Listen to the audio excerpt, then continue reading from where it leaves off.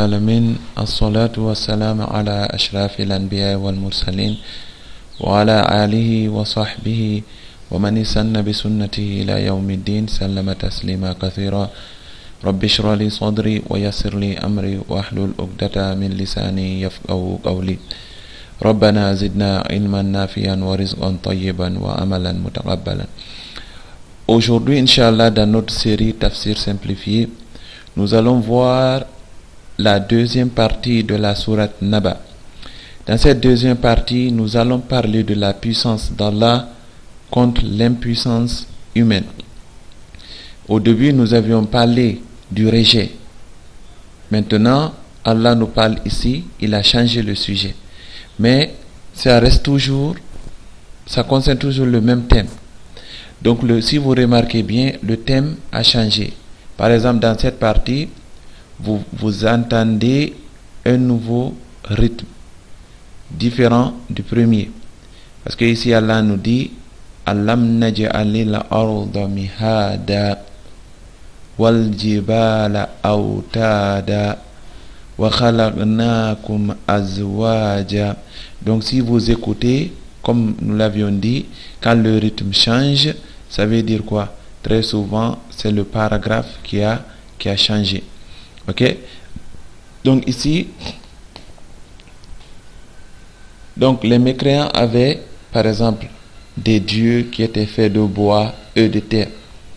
Donc quand le prophète leur parlait d'un Dieu capable de donner et de reprendre la vie et faire beaucoup d'autres choses, ils ne pouvaient pas croire qu'un Dieu est capable de cela. Parce que selon leur culture et coutume, les dieux étaient faits de terre et de bois. Maintenant, le prophète leur parlait d'un Dieu capable de créer.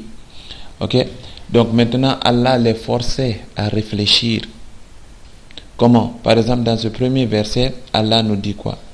N'avons-nous, dans le verset numéro 6, Allah dit, n'avons-nous pas fait de la terre une couche? Donc, Alam naj'alil arda mihada. Donc, regardez bien la terre. Allah les fait réfléchir. Donc, Allah a dit qu'il a créé la terre. Donc, quand tu marches sur la terre, tu as un confort. Tu marches sans problème. Donc, maintenant, l'homme aussi est conscient de ce qu'il peut créer.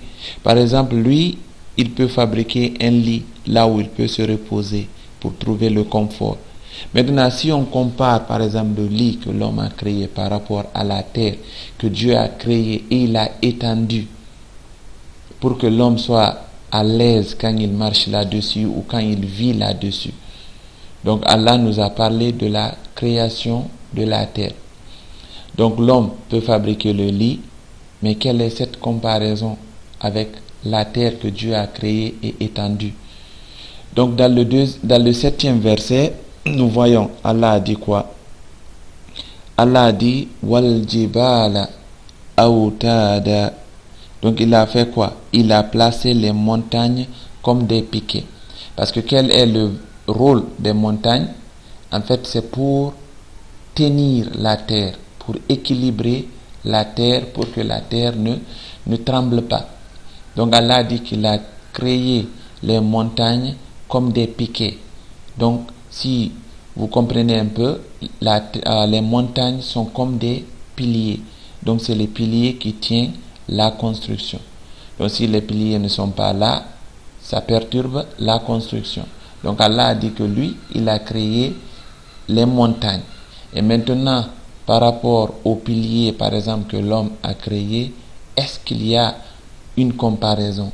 Ou avant, les hommes créaient des tentes. Donc ces tentes, est-ce qu'ils sont comparables aux montagnes qu'Allah a créées? Donc tout ceci, Allah nous montre sa puissance par rapport à notre impuissance. Donc dans le 8e verset, Allah nous dit quoi? Allah nous dit wa khalaqnakum azwaja. Nous vous avons créé en couple, que ce soit mâle ou femelle, géant ou court, etc. Donc l'homme n'est même pas capable de choisir son genre. Donc l'homme n'a pas créé l'homme n'a pas créé la femme aussi ne s'est pas créée elle-même, et non plus elle n'a pas créé l'homme. Donc nous sommes là à débattre, ou nous sommes là à essayer de, disons, de nous battre contre quelqu'un qui nous a créés. Parce que si tu dis que Dieu n'existe pas, si tu tiens à cela, ou quand Dieu te dit de faire quelque chose, tu essaies de négocier, de le faire à ta façon, c'est parce que tu n'as pas bien compris. Donc Allah ici enseignait à ces mécréants, vous n'êtes même pas capable de vous créer vous-même. Vous n'êtes même pas capable de choisir votre genre. Alors comment est-ce que vous pouvez me faire face ou bien me lancer un défi? Donc tout ceci, Allah nous montre sa puissance par rapport à notre impuissance. Donc dans le verset 9, Allah dit quoi? Il a dit وَجَعَلْنَا نَوْمَكُمْ subata, et il a désigné votre sommeil pour votre repos. Donc le sommeil, qui l'a créé? C'est Allah qui l'a créé. Donc Allah nous dit, même ce que j'ai créé peut vous dominer. Parce que subata signifie quoi? Subata signifie une séparation. Donc le sommeil nous sépare de toutes nos activités, le travail, l'école et autres. Mais en même temps, aussi, quand tu dors, ton âme départ de ton corps. Donc, ça veut dire quoi? Que le sommeil, non seulement ça nous sépare de nos activités, mais ça sépare aussi notre corps et notre âme. Donc, chaque fois que tu dors, c'est comme si Dieu retire ton âme de ton corps et il le laisse pour un moment. À ton réveil, si tu es par exemple chanceux, il retourne ton âme dans ton corps et tu te lèves avec l'âme. Et si c'est le contraire, tu es mort. Donc chaque fois que tu te réveilles, souviens-toi qu'Allah vient de te donner une nouvelle chance à la vie. Donc remercie-le avec par exemple, Alhamdulillah, et essaye de faire le maximum de bien avec ton temps. Ok? Parce que on expérience la résurrection chaque jour sans se rendre compte. Parce que le premier, ou bien, disons, le premier niveau, ou première étape de la résurrection, c'est la mort. Donc c'est comme si on meurt chaque fois qu'on dort et Allah donne certains une nouvelle chance quand ils se réveillent.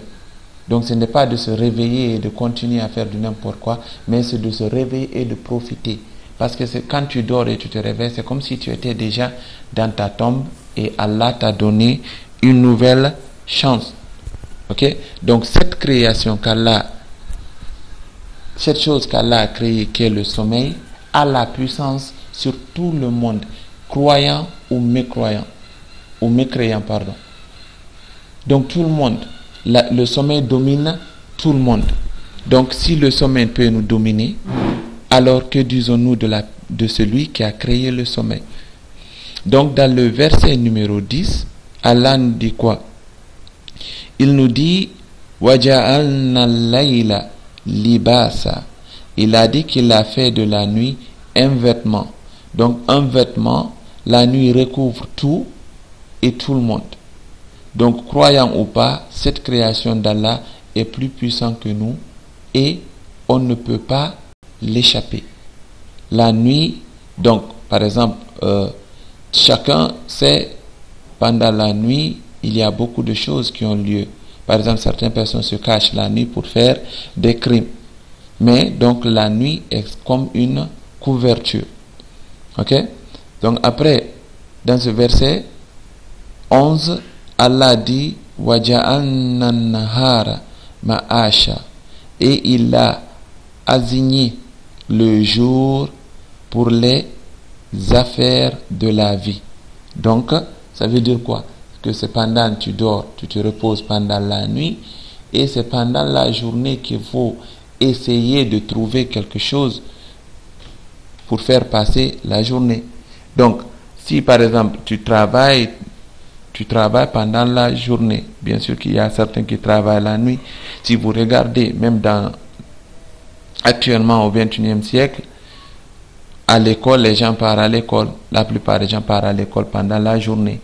Donc les travaux se déroulent très souvent pendant la journée. Donc toute créature a besoin de la nourriture. Et sans le soleil, cela n'est pas possible. Par exemple, si on prend le côté de l'agriculture, on a besoin d'eau et le soleil, ok, pour la végétation. Maintenant, s'il n'y a pas de soleil, par exemple pendant la journée, ça ne va pas marcher. Donc les gens ne pourront pas trouver de quoi se nourrir. Même si le monde devient, le monde a évolué et la science a évolué et autres, mais on a toujours besoin de ces principes de base. Par exemple, on a besoin d'eau, on a besoin du soleil, donc on a besoin du vent, donc on a besoin de ces choses de base, même si l'homme se prend la tête comme s'il peut s'autosuffire alors qu'il ne peut absolument rien sans l'aide du Créateur. Donc là aussi, Allah nous parle d'une de ses créations qui domine sur l'homme. Après, qu'est-ce qu'il a dit? Après le 11e verset, il a dit le 12e, وَبَنَيْنَا فَوْقَكُمْ سَبْعًا شِدَادًا. Et il a dit quoi? Qu'il a construit au-dessus de vous 7 cieux renforcés. Donc Allah n'a pas dit qu'il a construit 7 cieux, mais il a dit quoi? Il a précisé qu'il a construit 7 cieux au-dessus de vous. فَوْقَكُمْ. Donc c'est pour nous rappeler quoi? L'impuissance de l'homme. Donc même les créations ou sa création est au-dessus de nous. Donc on peut par exemple regarder le premier ciel qu'on voit, même si on ne voit pas les 6 autres, mais le premier ciel qu'on voit, peu importe la hauteur des immeubles qu'on construit, les gratte-ciel qu'on construit, mais il n'y a pas un gratte-ciel au monde, nulle part au monde, qui peut toucher le ciel. On dit gratte-ciel, mais actuellement il n'y a pas un immeuble qui peut gratter le ciel, malgré sa hauteur. Donc l'homme peut continuer à construire malgré lui, mais il ne pourra pas construire un immeuble qui peut toucher le ciel. Ok? Donc tout cela, Allah nous montre qu'il est le Tout-Puissant et que l'homme est impuissant devant sa création. En plus forte raison, devant lui. Ok? Donc dans le 13e verset, qu'est-ce que Allah nous dit? Allah nous dit وَجَعَلْنَا سِرَاجًا وَهَّاجًا. Et nous avons placé une lampe. Nous avons placé une lampe, donc disons le soleil, très ardente. Ok? Donc Allah, comparons maintenant tous les feux du monde avec toute l'électricité. Donc si nous le comparons avec le soleil, c'est insignificatif. Parce que si nous regardons toute l'électricité qui existe, parfois nous avons des problèmes d'électricité. Et nous savons même que si le monde continue à consommer l'électricité de cette façon, il y aurait peut-être une crise. Mais le soleil, depuis que le soleil est là, il n'y a jamais eu une masse, ou il n'y a jamais eu d'anges qui sont venus réparer le soleil, ou bien de changer le soleil pour l'envoyer un autre. Donc malgré que la science a évolué jusqu'en 2020, il n'y a pas eu de machines qui ont été sur le soleil, comme l'homme a envoyé des machines sur la Lune ou des machines sur la planète Mars, mais il n'y a pas eu de machine qui a été envoyée sur le soleil. Donc tout ceci devait nous pousser à réfléchir à la création d'Allah, à la puissance d'Allah. Après, le 14e verset, Allah nous dit wa anzalna minal mu'sirati ma'an thajjaja. Donc il a dit qu'il a fait descendre des nuées, une eau abondante. Donc il a fait descendre des nuages, une eau, mais il n'a pas simplement dit une eau, mais il a dit une eau abondante. Parce que si Allah n'avait pas équilibré la quantité d'eau qui descend sur terre, on allait avoir deux problèmes.